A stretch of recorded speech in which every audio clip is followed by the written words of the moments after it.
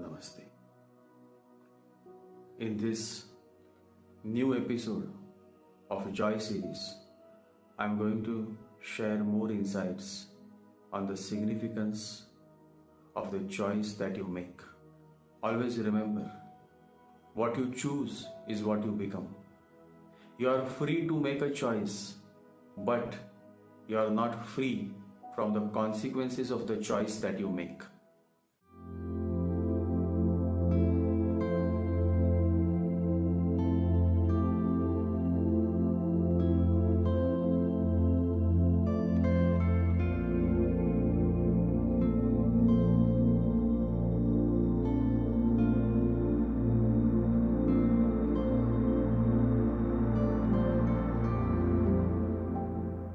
Many men choose wrong women and many women choose wrong men. And then when you are in a wrong company, you start becoming bad and bad and bad because company matters a lot.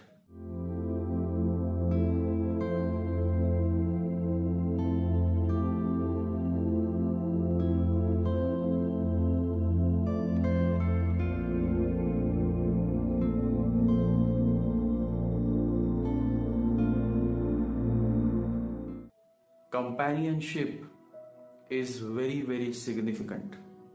A good person in a wrong company can actually become bad. And a bad person in a good company can become good. That is the power of company, companionship.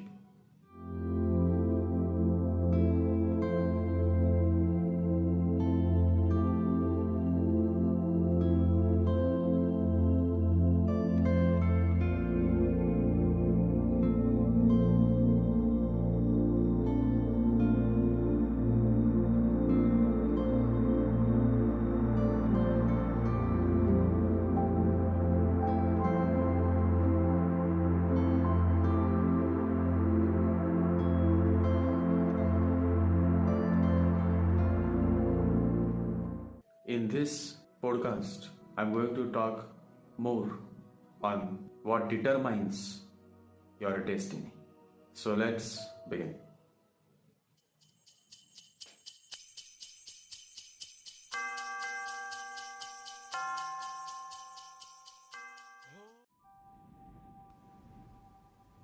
Yesterday, somebody had emailed me and asked a question. The question was, what determines your destiny? Always remember, what you choose is what you become. Whom you follow determines what follows you. Your company determines what accompanies you. You are free to choose, but you are not free from the consequences of your choice. One mistake of a wrong choice, a wrong following, a wrong companion, and life becomes a mess. One right step towards making a good choice, a good following, a good companion, and life becomes a bliss. So, it is choice and not chance that determines your destiny. The choices you make in life will make your life. In this human life, you are going to need someone to guide you, to nurture you, and elevate you to higher altitudes. Peaceful existence of human life is not possible without faith. It is just not possible whether you believe in God's existence or not. Either way, there is a belief, a faith in someone, if not God. A wise man once said, "Dissolve all the religions and you will see a new religion emerge. A new religion will be formed and millions of people will start following that new religion because human beings cannot live without faith. No matter how ignorant you are, in the end, you are going to come to the same place that you have been ignoring and criticizing. The same place where you will hear the bells ring and the altar decorations made. That is the place, the only place on this planet where you are going to find the peace that you have been longing for, the place of faith and grace. No matter how many millions of dollars you spend on resorts, clubs, or outings, true peace of mind can only be found in a place of faith, be it a temple, a mosque, or a church. But peace of mind can only be found in a place of faith. Without faith, it is impossible to please God, and without faith, it is impossible for you to become great. The distinguishing characteristic of all real great men and women is an unwavering faith. You have to believe in yourself. You cannot believe in God until you believe in yourself. No one can save you but yourself. No one can and no one may. You yourself must walk the path, says the Buddha. And while walking the path towards self-realization, you always need the light that would guide you. And that light is the Divine Master, who have been a source of light and strength to millions and millions of people from the very beginning of time. The torch is in the hands of the Divine Master, and though Buddha says that you have to work out your own salvation, someone has to show you the way. Even Buddha found his very first master when he met the divine Alara Kalama. Without the master, nothing can ever be realized. How would you walk on a path that has no light? Without the grace of the master, nothing ever is possible. Nothing. The glory of the master is in his overflowing love towards you. The light that comes through him shows you the right path towards salvation, towards the ultimate goal of this human life, self-realization. No matter how small you are, no matter how weak you are, if you hold his hand, nothing ever is going to go wrong in your life. And in return, if God expects anything from you, then that is love, selfless love. We all love birds. Birds are so beautiful. The chirping, the singing, the dancing, they add so much of life to this world. Wherever they fly, they bring joy with them. Such a beautiful creation of God. And birds are always found to be happy. You know why? Because they are happy to be. They simply rejoice in their existence. They are always happy with what they have. How wonderful it would be to live like a bird.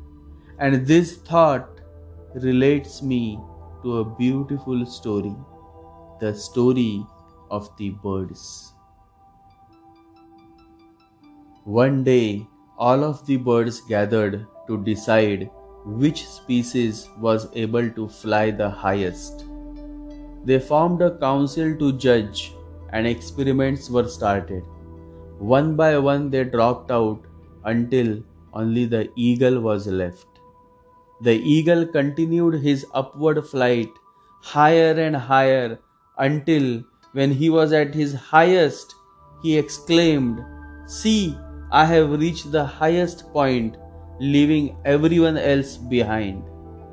At that very moment, a tiny sparrow, which had been riding on his back, spread her wings and flew even higher, because she had conserved her strength. The council met to decide the winner. The sparrow, they declared, gets a prize for being the cleverest, but the recognition for attainment must still go to the eagle, and in addition, he gets a prize for endurance, for he outdid all the other competitors with the sparrow on his back. God is like the eagle in this beautiful story, and you are the small sparrow. If you catch hold of the eagle, that is God, no matter how small or weak you are going to win. You are going to reach higher altitudes that otherwise you would have not. No matter what you face in life, never ever let go of God's hand. You can never become God, but you can always be godly. The sparrow cannot become eagle, but it can be with the eagle, and the moment it rides on the eagle's back, the heights that it wishes to achieve becomes a reality. Beautiful. And how brilliant this wonderful story is. Lovely. The more we meditate on this story, the more it touches our soul. The eagle in the story represents God, and the sparrow represents all of us who have faith in God. We may not be as powerful, as divine, and as gracious as the eagle, that is God. But if we choose to be with God, with the eagle, we would be able to see and experience the wonderful, blissful moments of our life that otherwise we would have not. The way to God is through the Master. The way is shown by the Master, but finally it is you who have to walk along the path. And that is what the Buddha says, you have to work out your own salvation. A master is never a giver of truth. He is a guide, a pointer to the truth that each student must find for himself. The only way you could ever find the Master is through total submission to Him. In true sense, faith is total surrender to the Master. The moment you surrender yourself to the Master, you come closer to God. And for a person who is close to God, there is never ever a bad day or a dull day. Every day is a new day, because then every pain, every suffering that comes in his or her way is never resented, but rather taken as a blessing in disguise. You see, this is how positive outlook towards life is developed when you come in contact with God. How beautiful is this, and how wonderful such a life can be. A life lived in His faith no more remains a misery, but transforms into a beautiful painting, a song, a dance, and a lovely poem. The quality of your life is based entirely on the choices that you make in your life. If you choose to hold the eagle even when the wind is flowing against you, you will experience the wonderfully divine higher altitudes. If you choose not to, then the heights that you reach would be that of a sparrow. It is choice and not chance that determines your destiny.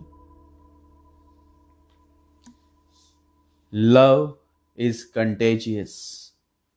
Never love the wrong thing because it will transform you. Nothing is so transforming as love. Love something which can raise you higher to higher altitudes. Love something beyond you. Human beings have the free will to make a choice. Choose wisely. What you choose is what you become. Whom you follow determines what follows you. The company you keep determines what accompanies you. And it has been proven from the very beginning of time that there has been no better, no greater, and no diviner company than the company of God. The closer you come to Him, the more you are raised to higher altitudes. And those who have been raised to higher altitudes have mentioned in every holy book that is written under the sky that the view from the top is beautiful, blissful, and always wonderful. The key to your progress is the choice that you make and whom you introduce into your life. God has given us the free will to choose, and so what we choose determines our destiny. Be ordinary, but bring a quality of awareness to your ordinary life. Bring God to your ordinary life. Introduce God into your ordinary life. Sleep, eat, love, pray, meditate, but don't think that you are doing something special and then you will be special. You are free to choose, but the choices you make today will determine what you have, be, and do in the tomorrow of your life. You and only you are responsible for your situation. Whatever is your current situation is the consequences of the choice that you have made till date. If you want to change your situation, start making the right choices. Unless you become conscious of your actions, you cannot make the right choice. The key that helps you to make the right choice is consciousness. And to become conscious, you have to come closer to God, because God is consciousness. A great man, Nikola Tesla, says, "My brain is only a receiver. In the universe, there is a core from which we obtain knowledge, strength, and inspiration. I have not penetrated into the secrets of this core, but I know it exists." This core is consciousness, God consciousness. Consciousness is the fundamental thing in existence. It is the energy, the motion, the movement of consciousness that creates the universe and all that is in it. There is a universal intelligence that we call God, or soul, or spirit, or consciousness, and it is everywhere and in all things. God cannot be found outside of you, because there is no God who can ever be outside you. God is not outside of you. God is the fragrance of your consciousness. The world tells us to seek success, power, and money. God tells us to seek humility, service, and love. Meditate.